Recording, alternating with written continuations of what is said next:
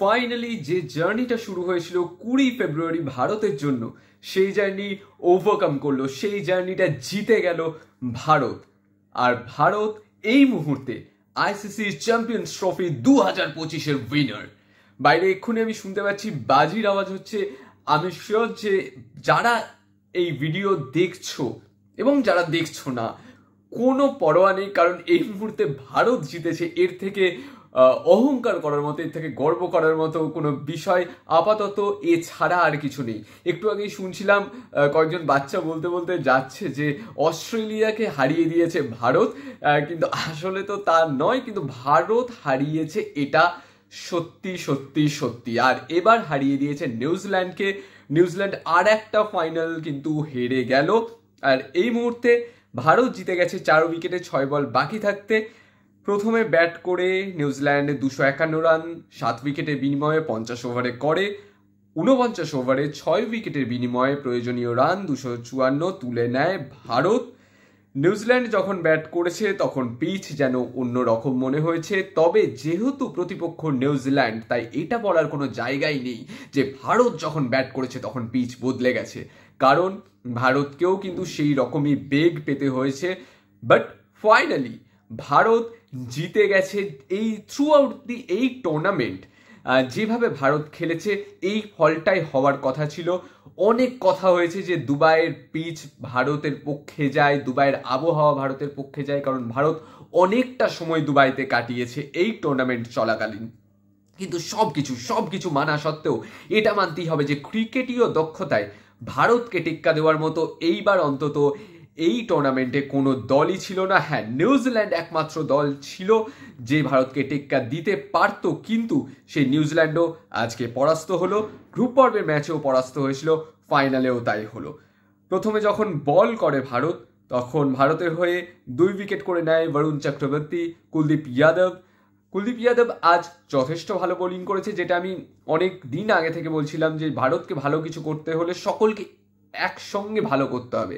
যেমন বাংলাদেশ ম্যাচে শুভমান গিল, মোহাম্মদ শামি, পাকিস্তানের ম্যাচে বিরাট কোহলি, আচ্ছা তারপর নিউজিল্যান্ডের ম্যাচে বরুণ চক্রবর্তী, তারপরে আসছে অস্ট্রেলিয়া ম্যাচ যেখানে KL রাহুল, হার্দিক পান্ডিয়া, তাছাড়া স্পিনাররা তো আছেই। আর ফাইনালের ম্যাচে KL রাহুল, রবীন্দ্র জাদেজা জেতালো, হার্দিক পান্ডিয়া ক্যামিও খেলেছে বটে, দারুণ খেলেছে। শ্রেয়াস আইয়ার, বিরাট কোহলি কিন্তু আজকে ফ্লপ হয়েছে এই দুজন। তবে রোহিত শর্মা বলতেই হয়, ক্যাপ্টেন স্নক একদম অ্যাট দি এন্ড, একদম বিজনেস ক্লাসের শেষে গিয়ে দেখিয়ে দিল ক্লাস কাকে বলে।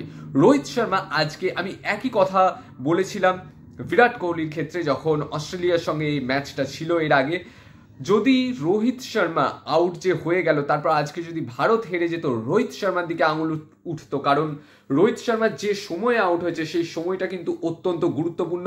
ওই রকম বেরিয়ে মারার বল অবশ্যই ছিল, কিন্তু ব্যাটে বলে কানেক্ট না হওয়ায় সেটা স্টাম্পড আউট হয়। এবং তারপরে আস্তে আস্তে উইকেট যখন পড়তে শুরু করলো, একদিক থেকে তো বিরাট কোহলি আউট হয়ে গেছে আগেই, শুভমান গিল আউট হয়ে গেছে, গ্লেন ফিলিপস অসাধারণ দুর্দান্ত, এই টুর্নামেন্ট বলে না, গ্লেন ফিলিপস অবধারিতভাবে নিউজিল্যান্ডের জন্টি রোডস এই মুহূর্তে বিশ্বের শ্রেষ্ঠ ফিল্ডার বললেও কিন্তু কম বলা হয় না, কারণ তার যে দুরন্ত ক্যাচ সেটা তিনি মোটামুটি করে নিয়েছেন তার জল ভাত বলাই চলে। আজকে ফিল্ডিংয়ের দিক থেকে অবশ্যই দুটো দলই সমান সমান, অনেক ক্যাচ মিস হয়েছে, অনেক ক্ষেত্রে দারুণ ফিল্ডিং হয়েছে, কিন্তু ভারতের ক্যাপ্টেন আজকে যে ক্যাপ্টেন স্নক খেলেছে সেটা ইম্পর্টেন্ট রোহিত শর্মার জন্য। রোহিত শর্মা খুব সম্ভবত 2021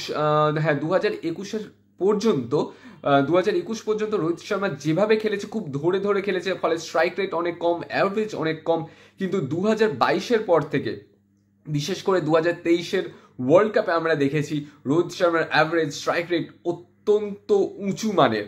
আর গৌতম গম্ভীর এর আগের প্রেস কনফারেন্সে যখন প্রশ্ন করা হয়েছিল যে রোহিত শর্মা এইভাবে তাড়াতাড়ি চালিয়ে খেলতে গিয়ে আউট হয়ে যাচ্ছে, তখন কিন্তু গৌতম গম্ভীর বলেছিল যে এটা আপনারা কি বলছেন, কারণ রোহিত শর্মা ক্যাপ্টেন দেখিয়ে দিচ্ছে খেলার টেম্পো কোন দিকে যাবে, সেই অনুযায়ী দল খেলছে।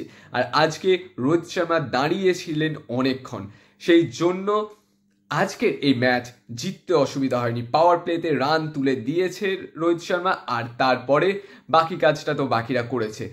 থ্রু আউট দি টুর্নামেন্ট এই যে একসঙ্গে খেলা, এই যে একসঙ্গে পারফর্ম করা, এটাই বোধহয় টোনটাকে সেট করে দিয়েছে এই টুর্নামেন্টে ভারতের জন্য। ওয়ার্ল্ড কাপের ক্ষেত্রে, ক্রিকেট ওয়ার্ল্ড কাপ যেটা হয়েছিল 50 ওভারে 2023-এ, সেখানেও কিন্তু সকলে একসঙ্গে খেলেছিল, কিন্তু ওই যে শেষ ম্যাচে গিয়ে বোধহয় ভালোটা হলো না, তার জন্য হারতে হয়েছিল। কিন্তু 2024-এ T20 ওয়ার্ল্ড কাপ, সেখানে ভারতের জয়। আবার পরপর 2 বছরে কিন্তু আইসিসির যে টুর্নামেন্ট, আইসিসি ট্রফি, সেটা কিন্তু ভারতের দখলে চলে এসেছে। নিউজিল্যান্ড এর আগে 2 বার আইসিসি টুর্নামেন্ট জিতেছে, খুব সম্ভবত 2000-এ একবার জিতেছিল, তখন আইসিসি চ্যাম্পিয়ন্স ট্রফি, নাম আগে ছিল আইসিসি নকআউট ট্রফি। সেখানে ভারতকেই হারিয়ে জিতেছিল 2000 সালে। সৌরভ গাঙ্গুলির 100 রান ছিল, আর খুব সম্ভবত ক্রিস ক্রিয়েন্স, হ্যাঁ, তারও 100 রান ছিল। ম্যাচটা সেই জিতিয়েছিল ক্রিস ক্রিয়েন্স। প্রথমে ব্যাট করে সৌরভ আর সচিনের মধ্যে বোধহয় 141 বা 144 এরকম কিছু রানের পার্টনারশিপ হয়েছিল। সৌরভের ভুলে সচিন রান আউট হয়, ন্যাথন অ্যাস্টলের থ্রোয়ে রান আউট হয়ে যায়। তারপর আস্তে আস্তে উইকেট পড়তে থেকে রানের গতিও খুব একটা বাড়েনি, আর তারপরে ব্যাট করে নিউজিল্যান্ড জিতে যায়, ভারতকে হারিয়েছিল এই চ্যাম্পিয়ন্স ট্রফি, হ্যাঁ, এই চ্যাম্পিয়ন্স ট্রফির ফাইনালে, সেটা ছিল নকআউট ট্রফি।